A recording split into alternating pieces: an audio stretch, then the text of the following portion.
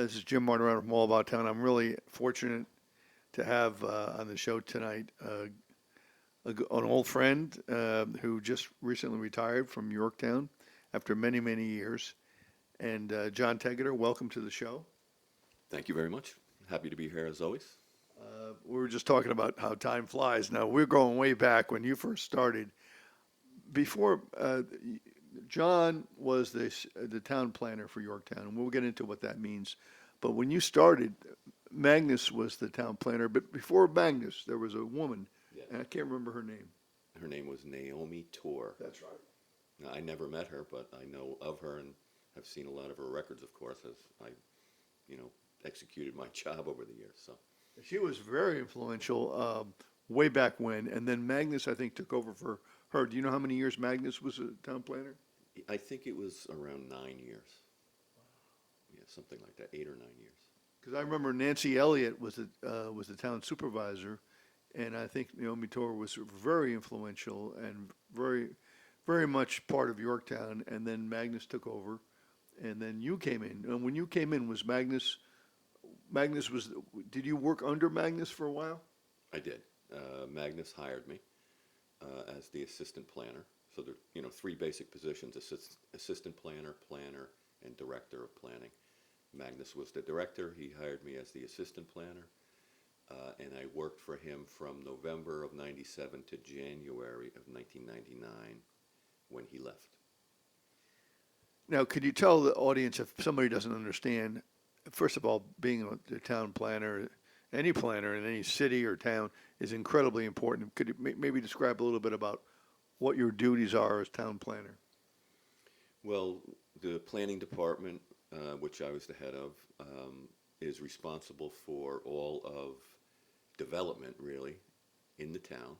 And we look at commercial site plans, we look at residential site plans when they are multifamily, and we look at all residential subdivisions as well.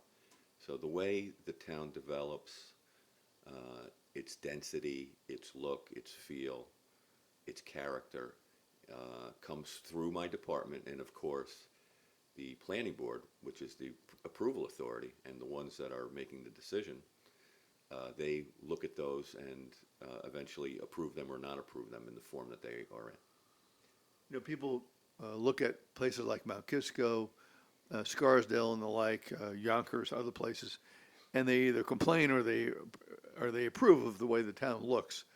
A large part of how the town looks, the flavor of the town, the heart of the town has to do with the planning.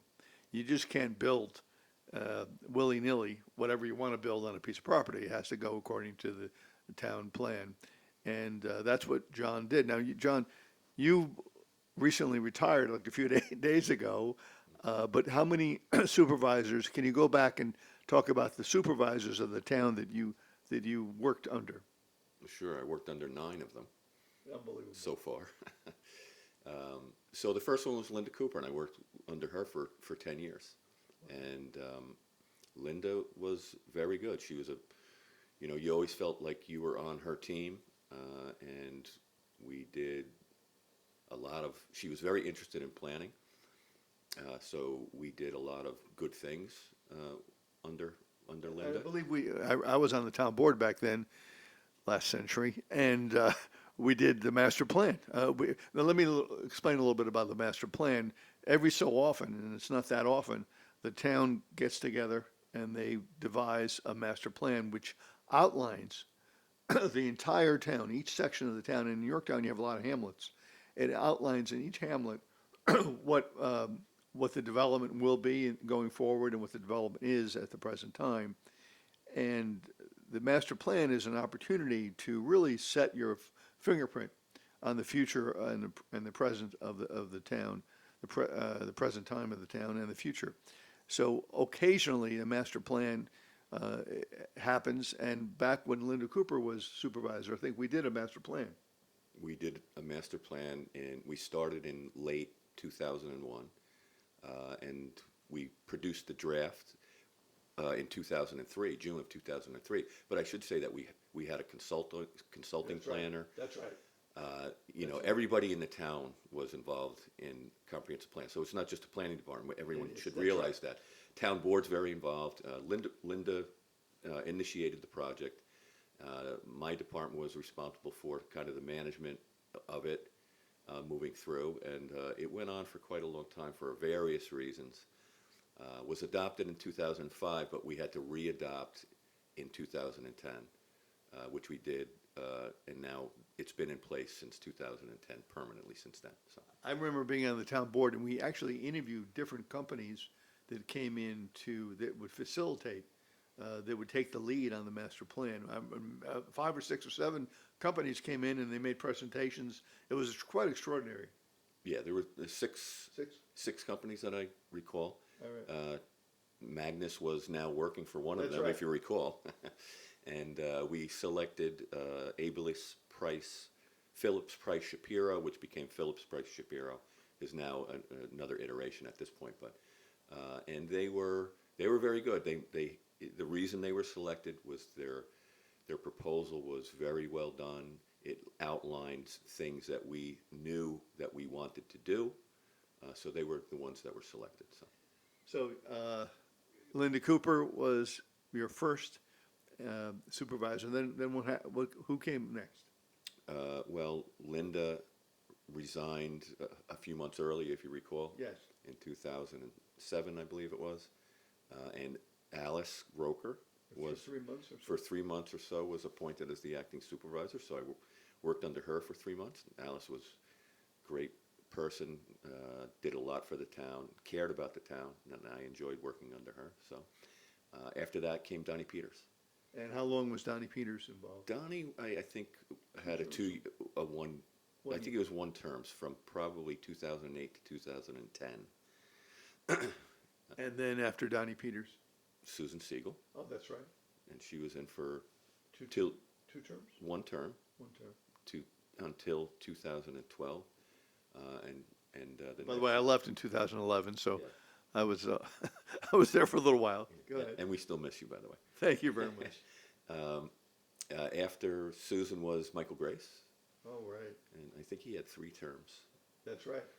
And Michael was interesting to work for. He had really good vision from what I do. So he could look at a plan or look at a particular project and have a really good understanding of it and a good eye for it, I felt. Well, he was town attorney for a while. I remember working with him, and he also represented people that came in before your board, before you, to advocate for different iterations of different plans. Yeah, he was town attorney while I was in for Right. Early on for a while. Yeah, And then after Michael Grace was Lanny Gilbert, I think. Michael Grace. After Michael was Lanny Gilbert, and he was 1 term. 1 term. Great guy. Enjoyed working for him. And after Lanny, he was. He's okay. He's okay. He's a good friend of mine, but he's okay. He's okay. And then after Lenny came, He'll laugh when he hears it. he'll be if he ever watches the show. I don't know if he watches the show, but if he ever watches the show, he might get it. He's now on the town board, so he did come back. And after after Lanny Gilbert, Came Matt Slater, that's right, and he was, I guess, 2 terms, I think. that's right. And then came Tom Diana, Tom Diana, yes. and then finally Ed. Ed Lachterman is with us Right. next, and he's with the town right now. So So you were around a long time now. I understand there's a rumor that, let's go back a little bit. I know you were a big proponent, at least my memory, I go way back, of sidewalks, of having a town where you could park your car and walk around. Are you still an advocate of sidewalks? absolutely. I think sidewalks are desirable for many reasons. First of all, it gets you outside and enjoy the town and the built environment in a different way. It's healthy. It's a way to get to places rather than using your car. It reduces auto use, Right. so it reduces pollution. But I think the way we move about our town and any town needs to have some choices and not just one, which in often cases is just the automobile. That's right. And so, Yeah, I'm a big advocate of sidewalks, and they're hard to get sometimes. Oh, I know, I know. And some people don't want them. Some That's people right, don't want them. don't want them. So looking back now, how many years altogether? That I was in, Yeah. 28 years. Drop in the bucket. And looking back on your 28 years, what do you think is your greatest accomplishment, and what do you think is your greatest regret? Well, I don't know if I have a greatest one. The comprehensive plan, I think, is one. I think it's still a very valid plan. By the way, we are looking to update it. When I say we, I'm still on the committee for the comprehensive plan, Oh, you are? although I'm no longer, the director of planning, so I'll still be working on it. But the comprehensive plan, I think, was a very good plan. It's flexible. It looked out at some real good things that we need to do. We accomplished many. Still, some need to be accomplished. But some of the other things, I think, is restoration of the railroad station. I'm very happy and proud of. Worked on the Pines Bridge Monument, which I'm happy and proud of. Had something to do with the Shrub Oak Memorial Yes. for 2000, 9/11 Memorial, which I'm very proud of. I think it came out very wonderful. So a lot of things like that. What about regrets? Regrets, I think, without naming names, is some particular developments that didn't come out the way we had hoped for a variety of reasons. And the way development works and lays on the land and presents itself is important, and sometimes they don't rise to, I think, what Yorktown standards are, and those are my regrets, that we couldn't push it in a direction that was better for the town. Now, in terms of the new master plan, first of all, why is there a need for a new master plan? Well, because things change, times change, issues change.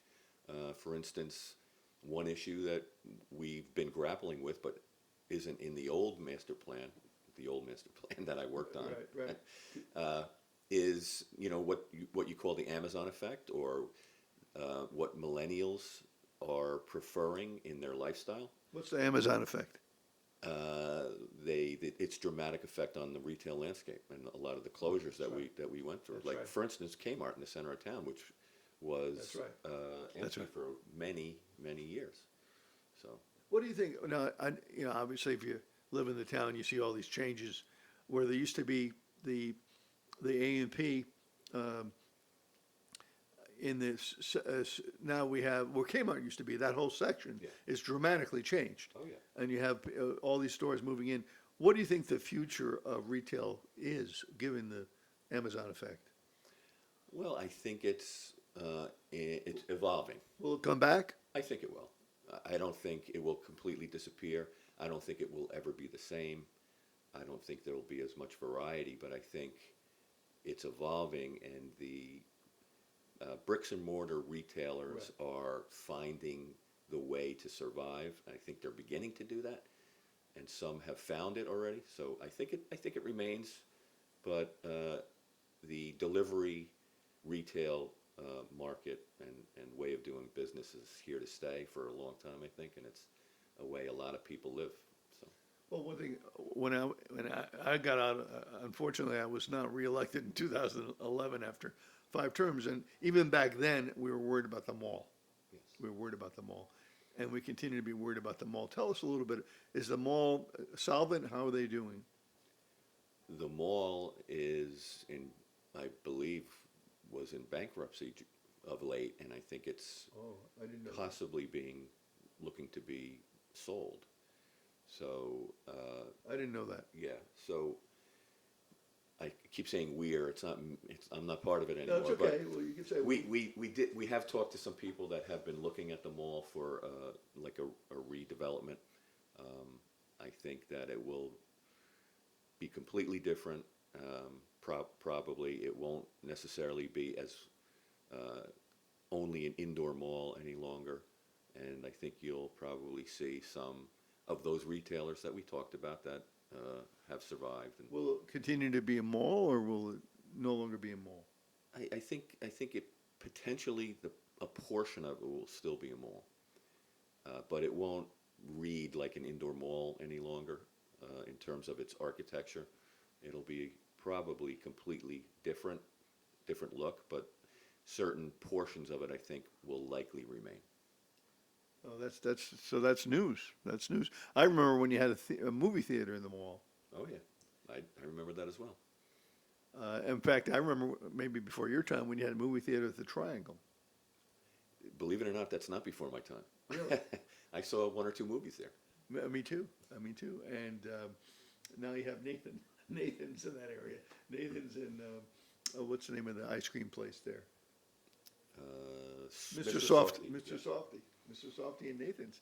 Yeah, I remember I saw a very good movie there, Amadeus. I saw Amadeus at that theater, I believe. That was a long time ago.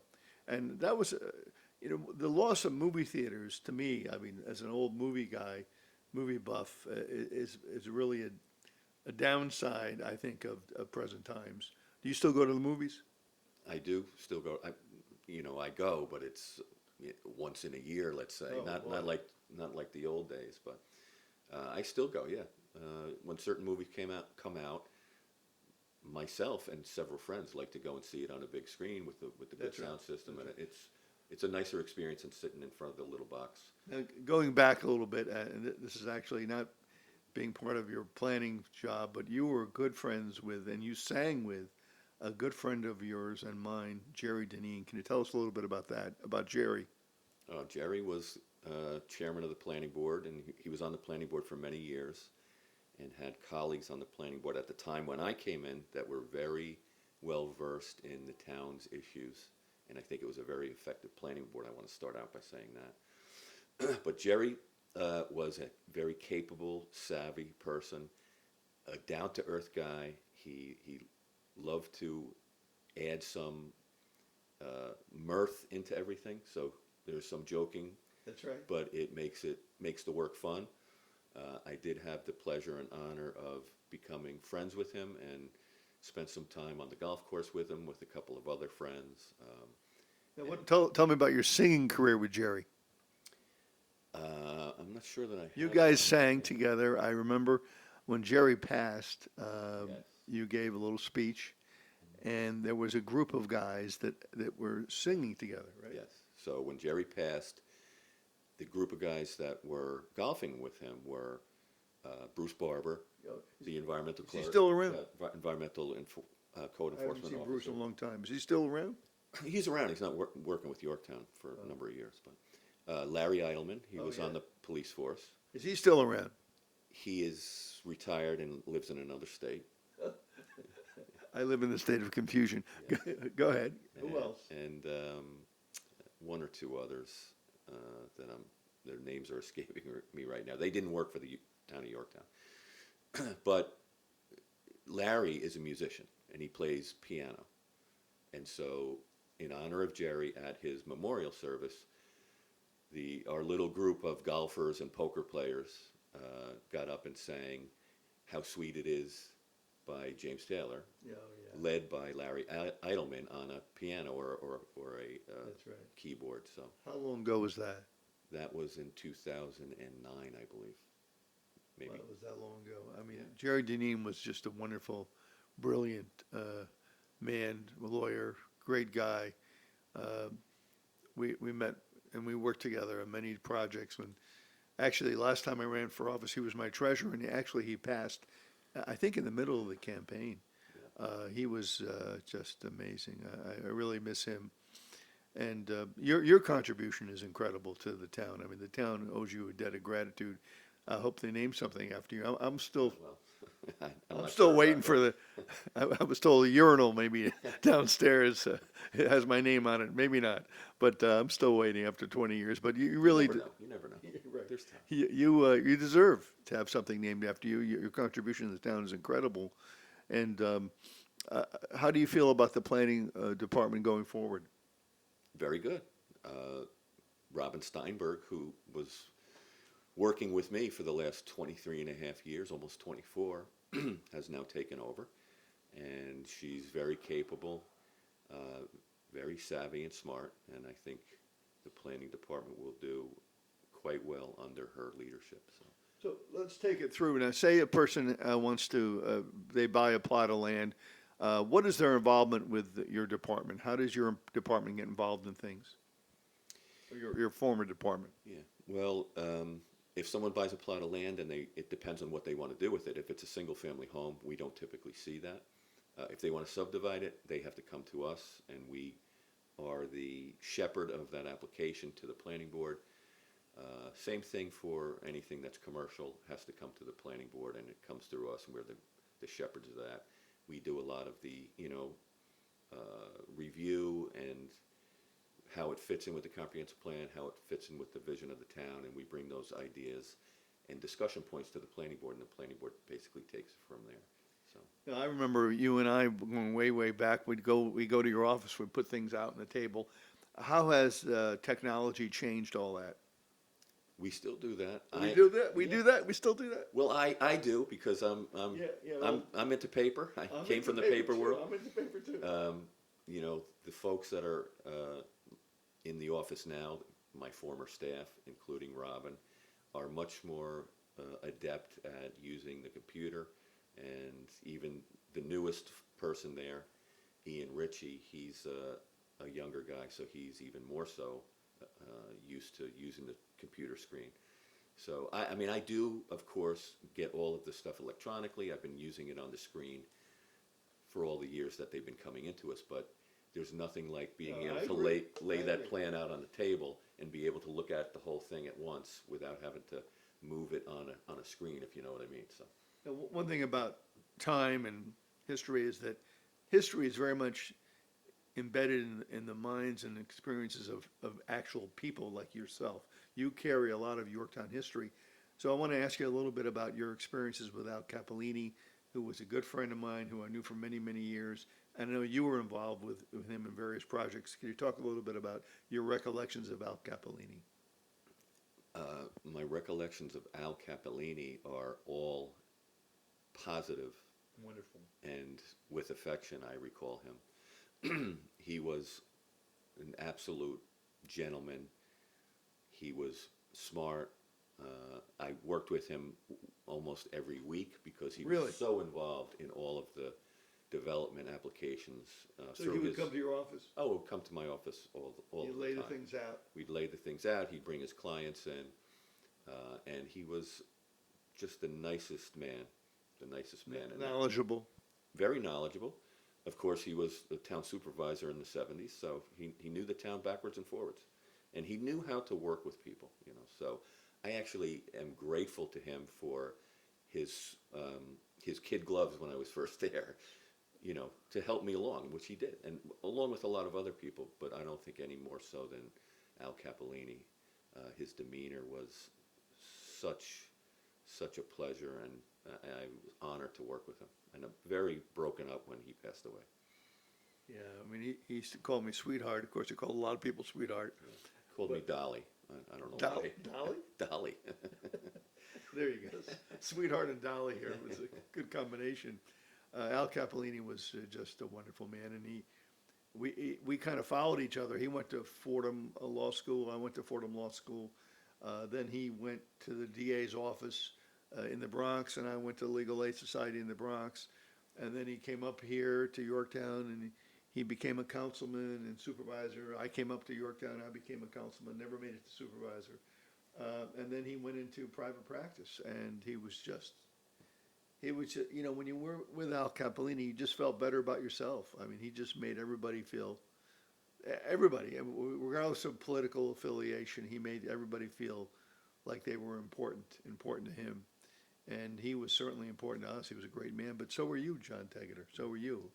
Well, thank you for that. That's very kind. I appreciate that. No, I mean, you're the heart and soul of the town. I mean, if you look at any town, you got to look at the planning department. You got to look at the town planner, because the town planner sets the taste, sets the flavor, sets the direction of the town. I mean, in conjunction with everybody else. But I always look to you for leadership and your vision of the town, and it was always very important.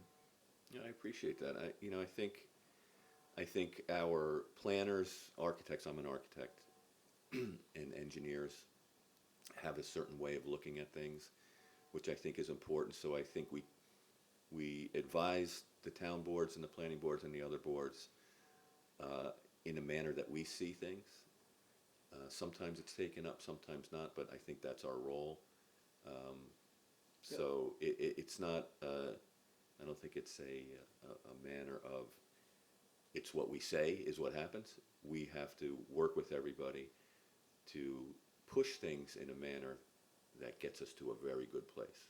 That's difficult sometimes. Now, looking at the town like 10 years from now, I know that, that's, I'm looking way in the future. Do you see Yorktown as balanced, or do you think there's overdevelopment? Do you think we'll continue to have a mixture of open space and bucolic nature of Yorktown, or what's your vision of the future? I think it will remain bucolic and have a rural feel to it for the most part. I don't think it's overdeveloped. I think our hamlets have their boundaries, and I don't think that we bleed out from them very easily or often. So I think that it will remain more or less the way the town feels now, and the way former planners, former planning boards, and former town boards wanted it to look now in the future, that they're not here for, but they're responsible for a lot of it. And I think I think in large measure it will remain that way. When things change, when there's a new development that comes in, that's a shock. Everyone is shocked by it. When the land is cleared, it's a shock. But I think Yorktown has a history of seeing that the development that we do get works with the town and is pleasing. So I think for the most part, we've been, and I'm not limiting it to myself by any means, the town as a whole has been successful in accomplishing that. So let's talk a little bit about John Tegeder. We have about 2 minutes left. What does the future hold in store for you? You have 3 grandkids now. You're allegedly retired. Are you really going to be retired, or are you going to still work? I'm going to still work. I'm still doing things with Yorktown for, a few hours per week. Some projects that need to be finished up. I'll be working on the new comprehensive plan, the updated comprehensive plan, on the committee. I'm volunteering for that. And so I'll be around doing some of those things. I'll be chasing my grandkids around, and How old are they? the oldest one is 5, and then there's a 3.5-year-old and a 1 and 3-month-old. So they're all compacted together there. They're quite a handful, but I'll be doing some of that, and I'm going to look around to do some things that make me, You happy. can start your own company? No, I don't think so. I may do some things, but I'm not going to go through as a sole proprietor. Right, But not as I'm not going to start a company, I don't think. So it's been a long time coming. Where'd you grow up? Well, I grew up in Mayapack and then moved up to LaGrangeville, so I graduated from Arlington High School. But when I lived in Mayapack, I knew Yorktown, and I had, several uncles, 3 grandparents that lived here, so I do have deep roots here. My grandfather was a steam fitter. He put in the boiler in the Shrub Oak Central School in the 20s or 30s. So, Well, on behalf of the town, I've known John a long time, and whenever I was on town board 20 years, and whenever I had an issue and I had to look for a vision, I would go to John. And even since then, John is the heart and soul of the town. We owe a huge debt of gratitude to you for all the hours and the sweat and everything you put into this town. And a large part of the way the town feels and looks is attributable to your vision and your hard work. And I want to thank you on behalf of the town for all your hard work and everything you've done for us. thank you. That's nice words. I appreciate it very much. Very, very much. So this is Jim Martorano from All About Town saying thank you for watching. And if you walk around the town and you see something you like, you see the way the town's laid out and the sidewalks, you can think of John Tegeder, because it was his hard work over 28 years of hard work that went into making the town what it is today. So thank you, John, and thank you for watching. And this is Jim Martorano from All About Town saying good night.